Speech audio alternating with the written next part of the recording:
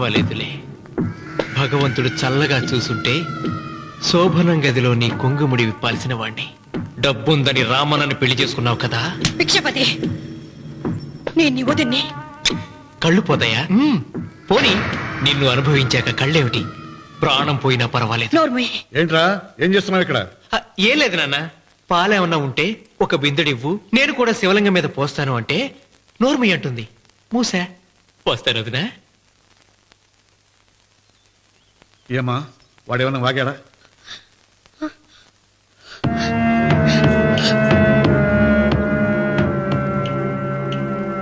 భిక్షపతి, అవును, అసహ్యంగా చండాలంగా వాగాను.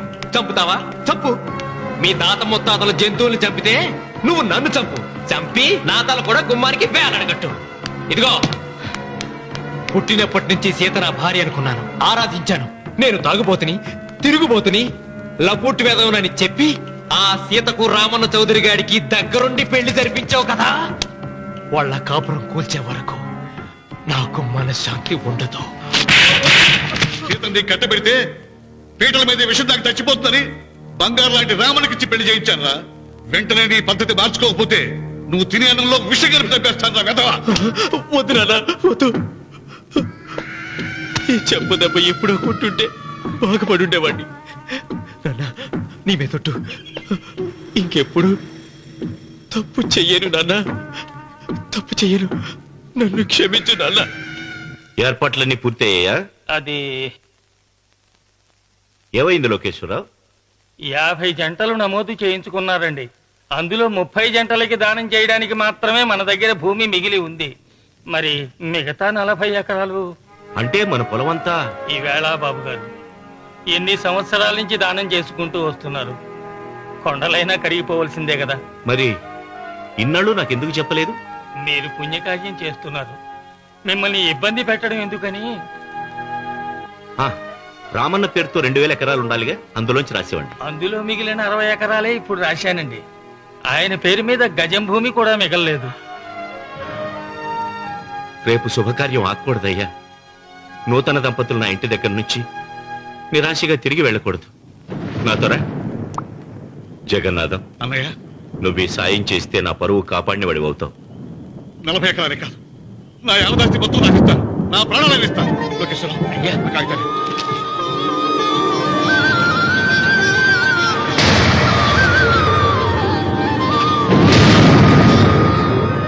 మీ కుటుంబం 10 కాళ్ళ పాటు చల్లగా ఉండాలయ్యా.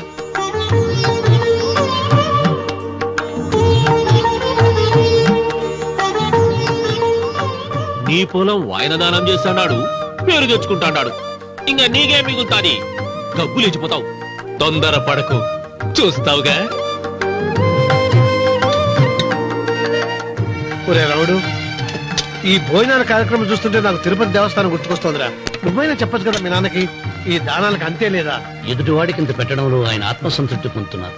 ఆ పుణ్యమే ఆయన నిండు నూరేడు బతికిస్తుంది. నువ్వు అన్నం వచ్చి ఇదంతా నీ పుణ్యమేరా. అంత మాటలు కదయ్యా. హరహర మహదేవ్ శంభో శంకర. ఓం నమః. పెదనాన్న. ఏం బాబు? పెదనాన్న, నాన్న.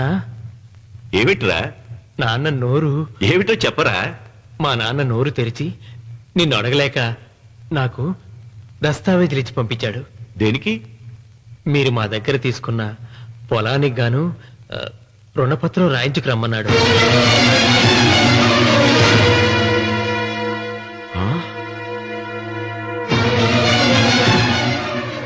నా తమ్ముడు రుణపత్రం అడిగాడు. అయ్యో, సంతకం.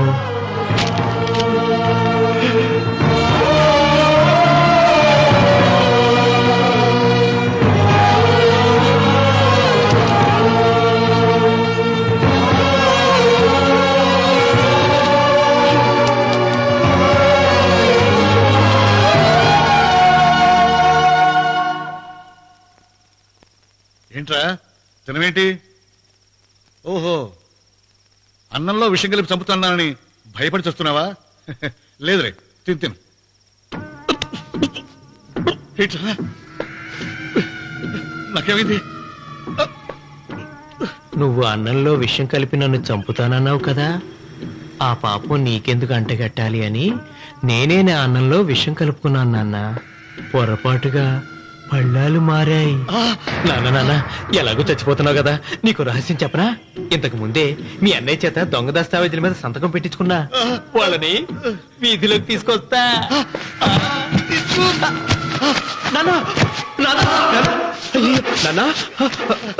ఈ రేతో నీకు చెప్పాక నేను ఎందుకు బతికిస్తాను? నాన్న చిన్నప్పుడు నీ గుండెల మీద ఆడుకుంటే తెగ ఆనందపడేవాడు కదా, పోయేటప్పుడు కూడా ఆడుకుంటా ఆనందపడే. చల్ చల్ గుర్రం చలాకి గుర్రం, చల్ చల్ గుర్రం చలాకి గుర్రం, చల్ చల్ గుర్రం చలాకి గుర్రం, చల్ చల్. నాన్న నాన్న అయ్యో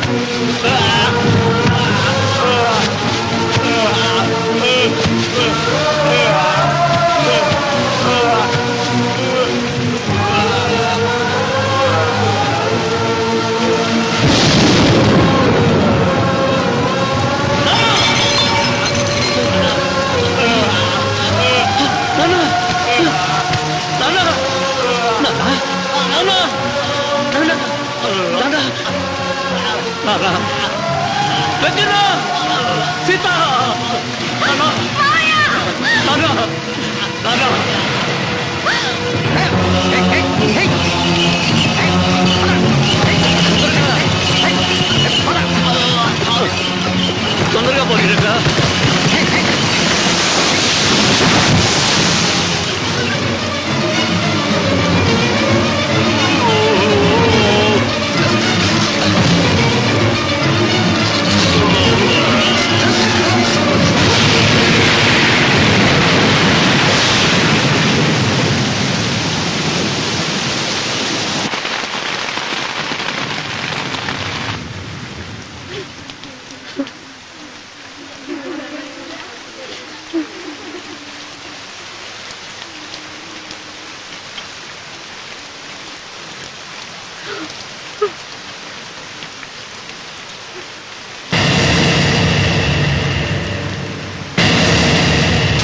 అందరికీ నమస్కారం. ఇది మా పెదనాన్న సంతకం పెట్టిన దస్తావేజు. అక్కడ మా నాన్న లేడు, ఇక్కడ మా పెదనాన్న లేడు. కానీ మా పెదనాన్న మా నాన్న దగ్గర 50 లక్షల డబ్బు, 40 ఎకరాల పొలం తీసుకున్నాడు. ఏ లోకేశ్వరరావు చెప్పు. అవునండి, నేను సాక్షి సంతకం చేశాను. ఈ అప్పు ఎలా తీరుతుందో ఆ ధర్మాత్ముడి శవం అక్కడి నుంచి తీసేలోపు చెప్తే బాగుంటుంది. బిక్షపతి మతుందా నీకు? ఇదేనా అడిగే సమయం? ఆయన తగలబడిపోతే ఆయనతో పాటు ఈ నిజం తగలబడిపోతుంది. మా అన్నయ్య ఆ ధర్మాత్ముడు రక్తం పంచుకు పుట్టాడు. ఏమయ్యా లోకేశ్వరరావు, మా అన్నయ్యకి మిగిలిన ఆస్తి ఏమిటి? ఈ ఇల్లు తప్ప ఏమీ మిగలలేదండి. సరే, 40 ఎకరాల కింద ఈ ఇల్లు పెట్టుకుంటాను. మిగతా 50 లక్షలు ఎలా ఇస్తావన్నయ్యా? ఏంటో నువ్వు మాట్లాడేది? మా రావుని ఒట్టి చేతులతో నడురోడ్డు మీద నిలబెడతావా? సరే, డబ్బు వద్దు, పొలం వద్దు, ఒక్కటిస్తే చాలు. ఏంటది? అది సీత దగ్గరుంది. అది ఇస్తే 50 లక్షల బాకీ రద్దు చేసుకుంటా. సీతారత్నం పుట్టింటి వాళ్ళు పెట్టిన 7 వారాల నగలున్నాయి. అవన్నీ నాకు ఇచ్చేస్తే నేను సరిపెట్టుకుంటాను.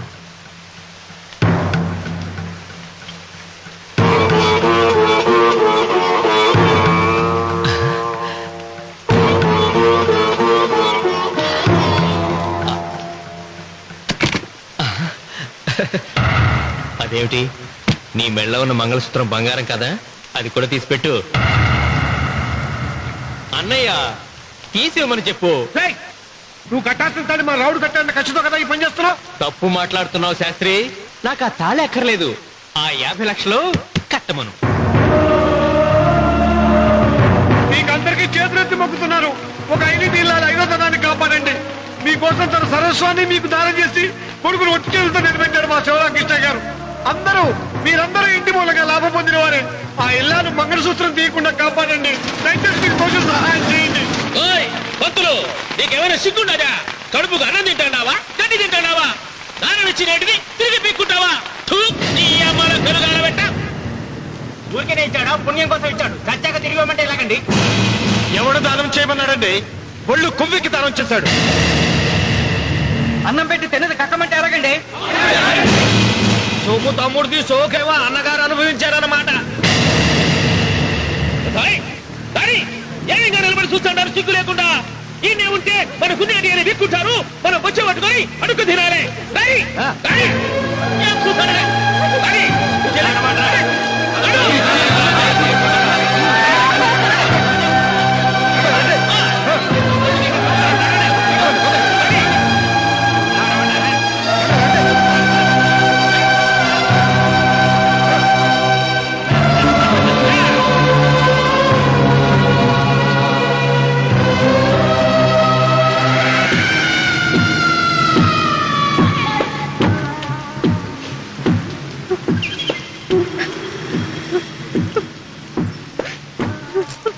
అమ్మ సీత, భిక్షపతి, మా వియ్యంకుడు బాకీ ఉన్న 50 లక్షల డబ్బు, 40 ఎకరాల పొలం నీకు నేనిస్తాను, సరేనా? సరే.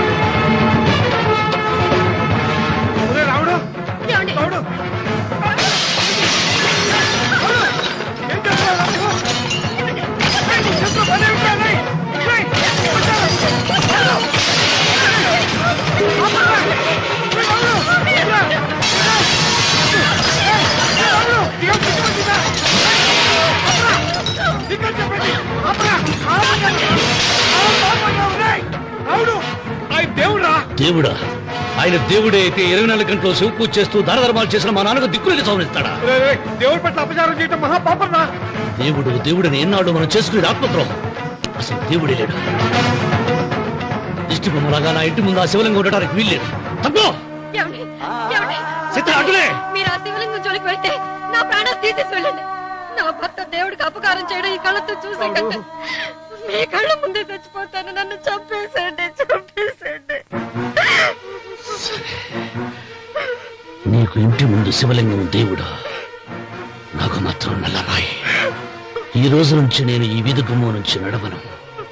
ఆ నల్లరాయిని కన్నెత్తి చూడను. ఆ పెరటి గుమ్మమే నాకు వీధి గుమ్మం. ఇది అంగీకరిస్తుంది. నువ్వు నమ్ముతున్న దిష్టి బొమ్మ కోసం కాదు, నీ కోసం.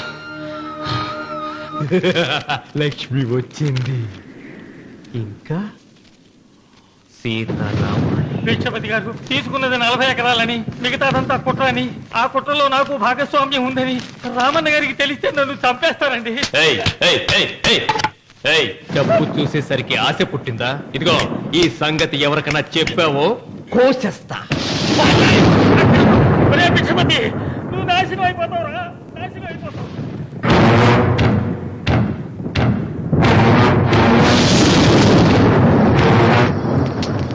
రాత్రిపూట ఎక్కడికి వెళ్తావా నాయన? నీకు తెలీదమ్మా, తెల్లారేలోగా ఊరు వెళ్ళి పారిపోకపోతే ఆ భిక్షపతి మనల్ని చంపేస్తాడమ్మా. తొందరగా పద. ఊరుదిలి పారిపోతున్నావా లోకేశ్వరరావు? అది నాకంతా తెలుసు. అయ్యా అయ్యా అయ్యా, మీకు ద్రోహం చేశాను, నన్ను క్షమించండి అయ్యా. నేను క్షమిస్తా, మరి భిక్షపతి వదలొద్దు. నీకు ఉపాయం చెబుతా. అన్వర్,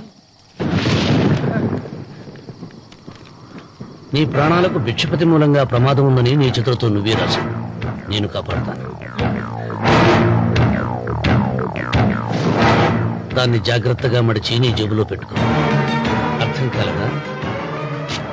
నీ ప్రాణాలను ఆ చేతుల్లో పెట్టావుగా, మీ అమ్మను జాగ్రత్తగా ఇంటికి తీసుకుని వెళ్ళు. వెళ్ళు. వస్తాం బాబు. పదమ్మా, పద.